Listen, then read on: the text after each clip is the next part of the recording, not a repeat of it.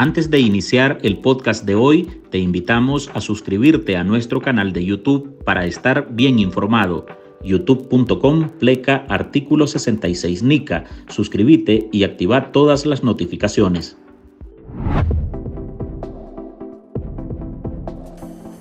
Una semana marcada por más destierros de religiosos, acuerdos dudosos con China para la ejecución de futuros proyectos hidroeléctricos, un ferrocarril y hasta un aeropuerto, así como la salida de Nicaragua de la expresidenta Violeta Barrios de Chamorro hacia Costa Rica, impusieron la agenda nacional en estos días. Un periodo de transición de 7 años casi. Ustedes me ven fresca, me ven tranquila. Pues sí, porque yo desde el primer momento le pedí a Dios y a la Virgen Santísima y a los Reyes Magos hoy que estamos celebrando, que me diera paciencia, que me iluminara, para que todo en este transcurso de mis años pudiéramos ver la sonrisa de las madres, de los niños, de todos los nicaragüenses. 12 sacerdotes que estaban encarcelados fueron desterrados el 18 de octubre hacia el Vaticano. La Santa Sede aseguró que recibió una petición para acogerlos, aunque el régimen informó de supuestos acercamientos con la jerarquía católica. Cumple, Señor, tu promesa y envíanos a tu Espíritu Santo. Y ese mismo 18 de octubre, la expresidenta Violeta Barrios de Chamorro fue llevada hacia Costa Rica, donde podrá estar cerca de su familia y bajo cuidados médicos especializados. Doña Violeta es la única mujer presidenta que ha tenido el país y cumplió sus 94 años en este segundo exilio. Ahora, por la represión y persecución contra su familia por parte de la dictadura sandinista. Y perdónenme, como lo dije hace poco en una entrevista, que si no les llené el deseo de todos, perdónenme, pero misión es cumplida. Gracias. Y en el ámbito económico, la noticia fue la firma de acuerdos con la China comunista, la que se supone desarrollará los proyectos hidroeléctricos Mojolca y Tumarín, así como la ampliación de carreteras y la reconstrucción del aeropuerto conocido como Panchito en Punta Huete, proyectos que está reviviendo la dictadura y que serían adjudicados sin mayor competencia ni controles a empresas chinas. Además, apuntan a la instalación de un ferrocarril.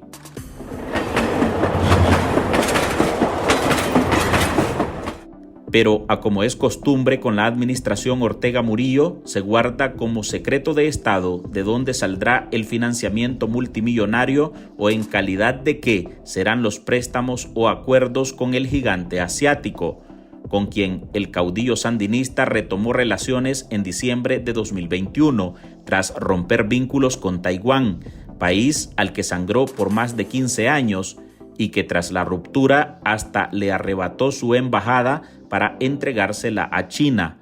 Tampoco se conocen los plazos de ejecución.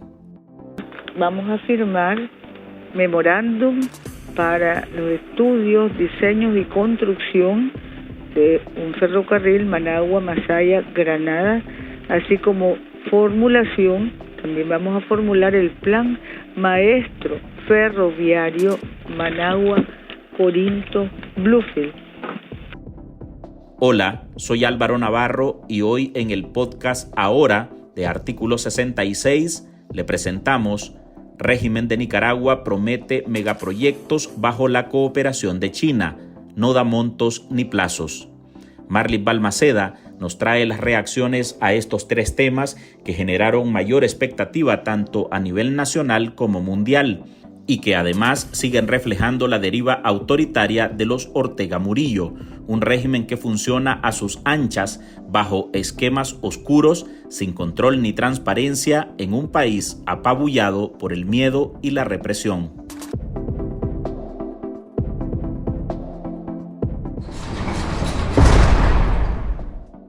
Estaban presos, uno acusado y condenado por violencia física y psicológica, otro por supuesto abuso sexual o violación.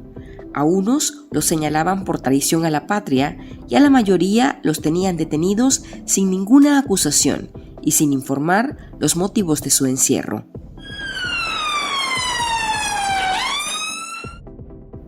Lo que sí se sabía es que para llevarlos presos actuaron policías del régimen orteguista y en otros casos civiles bajo la protección del Estado de Nicaragua.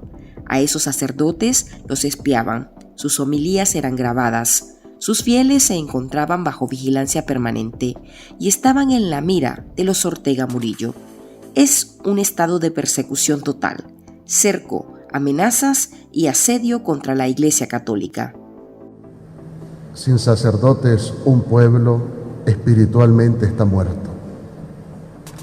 Que Dios tenga misericordia de Nicaragua y que lo bendiga siempre. Esta semana, el 18 de octubre, la dictadura notificó que al grupo de 12 religiosos lo había enviado al Vaticano, pero sin decir que con ese acto los desterraba de su país y dejaba a una decena de iglesias sin sus guías espirituales.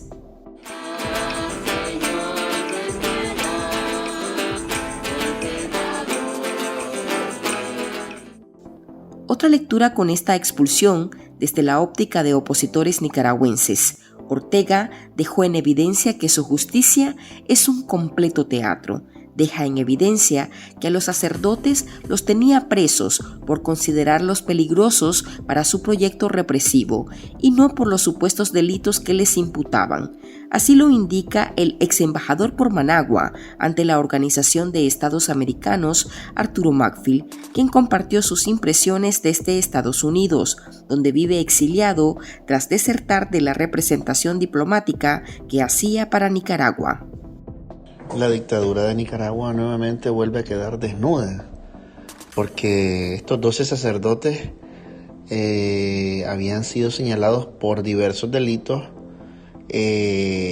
pero al dejarlos en libertad, te demuestra que esas sentencias, las pruebas, los juicios, todo era algo espurio, algo falso, algo prefabricado, y promovido por el sicariato judicial. Eso queda pero totalmente en evidencia. Entonces, pero por otro lado vemos a un régimen cada vez más pequeño, más mezquino, y a un Monseñor Rolando Álvarez como un gigante realmente, un gigante de la fe. Lo que él está haciendo por Nicaragua no tiene precio, él está pagando un precio, él está jugándose su propia vida. El exdiplomático además plantea que este destierro no representa un símbolo de paso freno a la persecución religiosa.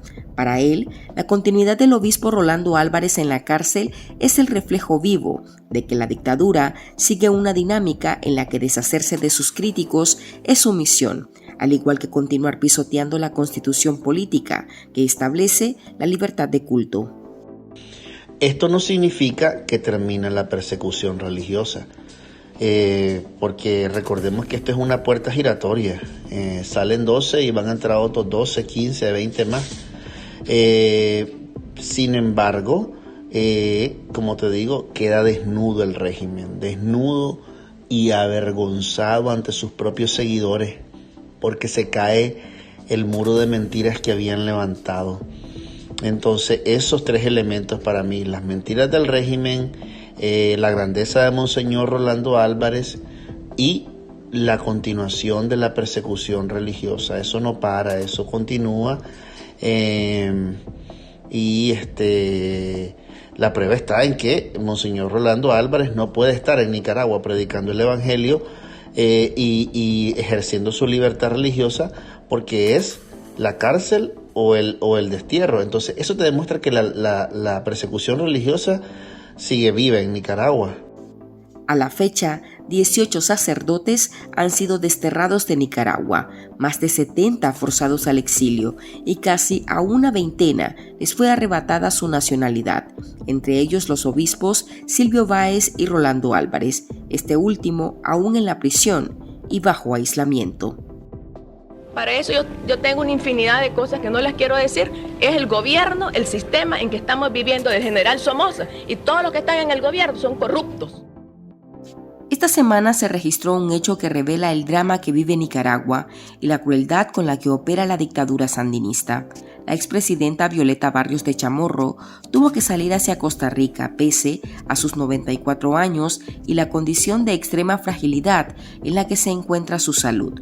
Doña Violeta ha salido al exilio, su segundo exilio. El primero fue en 1957, junto a su esposo, el héroe nacional Pedro Joaquín Chamorro Cardenal y sus hijos. En aquella época, el país estaba gobernado por la otra dictadura, la de los Somoza. La exmandataria desde septiembre de 2018 sufrió un accidente cerebrovascular y se encontraba en Managua bajo el cuidado de parientes y personal médico, mientras 3 de sus 4 hijos sufrían una grave persecución por parte de la dictadura nicaragüense que representó cárcel, confiscación, destierro y hasta la eliminación de su nacionalidad. Las autoridades le impusieron la medida de casa por cárcel a la hija de la expresidenta Violeta Chamorro. Conocemos que incautaron todos sus equipos electrónicos, cortaron el internet y quedó completamente aislada. La salida del país de la mujer que silenció los fusiles en Nicaragua tras una guerra civil entre armados del FSLN y otros de la Contra y quien derrotó a Daniel Ortega con el voto popular en 1990 fue evaluada como un segundo destierro. La activista y directiva de la Unidad Nacional Azul y Blanco, Ana Quirós, expresó que le alegra que la expresidenta se haya librado de las garras de la dictadura y que esté cerca de su familia, lo que no quita que su salida igualmente represente el autoritarismo que impera en Nicaragua. Sentimos un cierto alivio porque ella hoy puede estar en mejores condiciones. Una enorme tristeza al mismo tiempo, porque significa que nadie puede vivir en Nicaragua como se merece, ¿verdad? Y especialmente una persona que ha estado muy limitada físicamente a partir de 2018, cuando sufrió el accidente cerebrovascular. Entonces, nosotros esperamos que aquí doña Violeta tenga los cuidados necesarios, que pueda tener alrededor y cerca a sus hijos, hijas y nietos, ¿verdad? Así como otras personas que le guardan muchísimo cariño y sobre todo mucha admiración y respeto. Pero como digo, al mismo tiempo me da una gran tristeza porque significa, es una preocupación que siempre tenemos, al fin, ¿quién va a quedar en Nicaragua?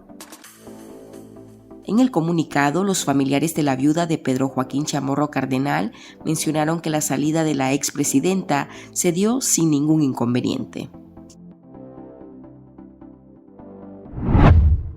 En Artículo 66, un equipo de periodistas hemos asumido el desafío de seguir informando sobre Nicaragua pese a la persecución, las amenazas, el exilio y el bloqueo impuesto contra la prensa libre. Mantener esta trinchera en defensa de las libertades públicas de todos los nicaragüenses es un compromiso que hemos asumido porque Nicaragua nos necesita. El desafío de financiar el periodismo que hacemos sigue vigente y siempre podés ayudarnos con una donación para garantizar la sostenibilidad de nuestra cobertura noticiosa, de las investigaciones que realizamos o la producción de este podcast. Tu contribución ayuda a mantener viva la llama de la libertad. No nos dejes solos. Unite a nuestro programa en articulo66.com/donar y contribuí con lo que te sea posible. Toda ayuda, sin importar el monto, es infinitamente vital para nosotros. Recordá articulo66.com/donar. Muchas gracias.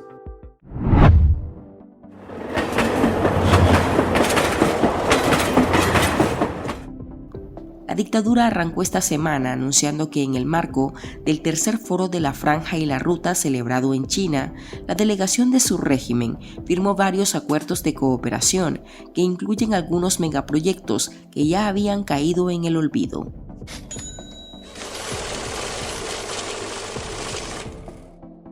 Sin dar mayores detalles sobre montos, tiempos o qué implican esos acuerdos, la vocera gubernamental y vicedictadora del país, Rosario Murillo, habló sobre la futura ejecución de 2 proyectos hidroeléctricos, Mojolca y Tumarín, este último cuestionado por corrupción internacional, por ser inviable económicamente y por ser de gran impacto ambiental negativo para las comunidades que rodean las áreas de construcción.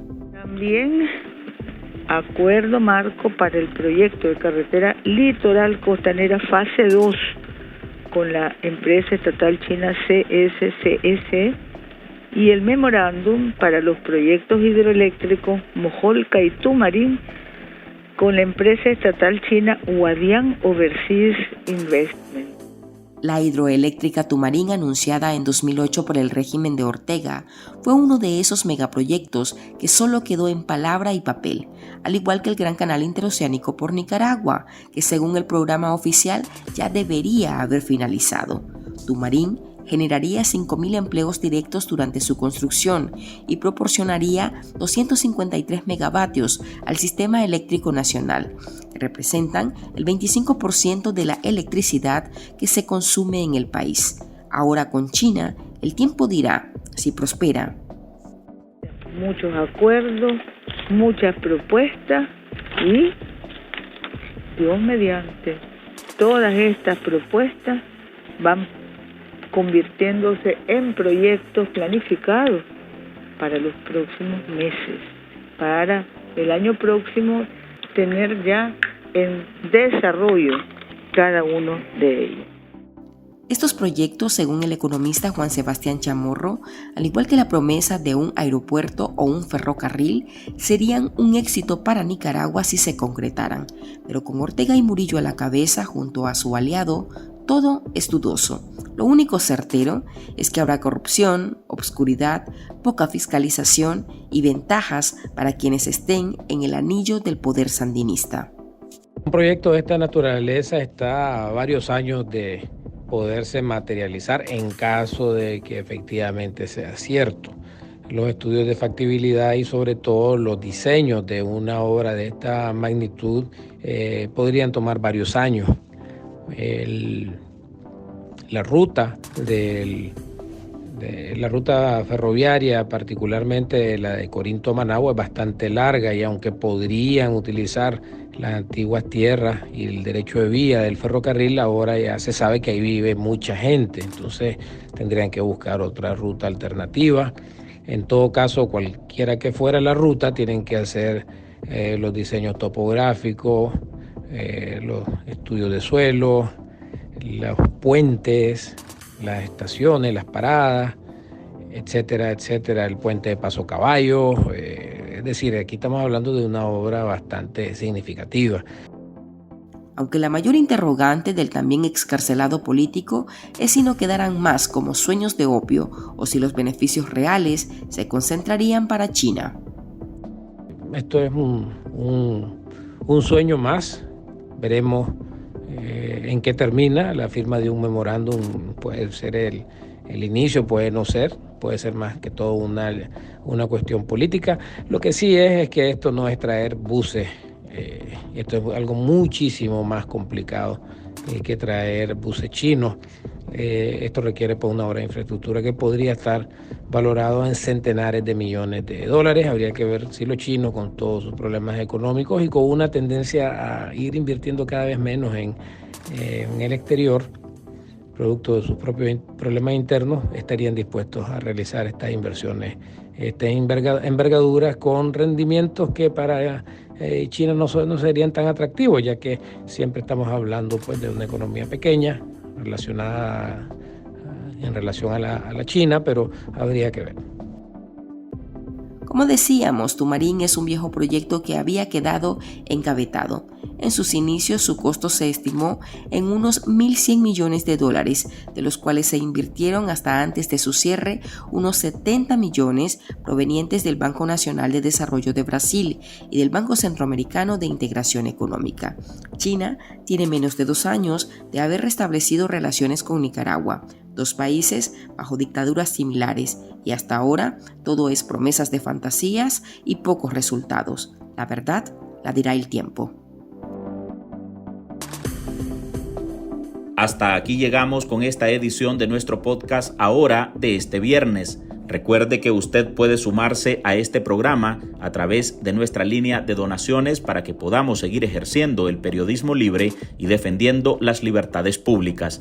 Puede dejar su contribución en www.articulo66.com/donar. Gracias por escucharnos. Soy Álvaro Navarro.